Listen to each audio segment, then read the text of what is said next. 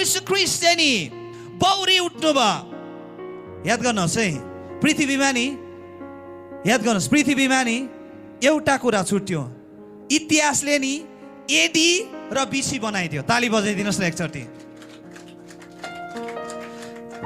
Calendar for the first time पृथ्वीको calendar परिवर्तन भयो प्रियहरू। पृथ्वीको ऋतु परिवर्तन भयो, तर क्यालेन्डर डिभाइड भयो।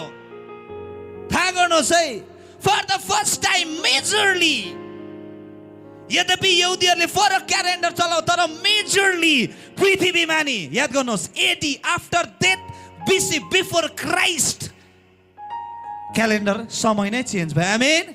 आजको दिनदेखि न त पक्रिराख्नुहोस्, परमेश्वरले नि धेरैजनाको समयलाई परिवर्तन गर्दै हुनुहुन्छ। आमेन।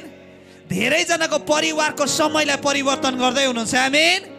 धेरैजनाको जीवनको शैलीहरू परिवर्तन हुँदैछ। आमेन।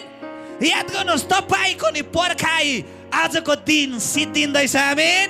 जसरी पृथ्वीमा क्यालेन्डर दुई भाग भयो, पृथ्वीले देख्यो एडी र बीसीमा नि हिस्ट्री परिवर्तन भयो। आज पनि हाम्रो नानीहरूले नि पढ्दै गर्दाखेरि एडी र बीसी पढ्नुपर्छ, आफ्टर डेथ र बिफोर क्राइस्ट पढ्नुपर्छ।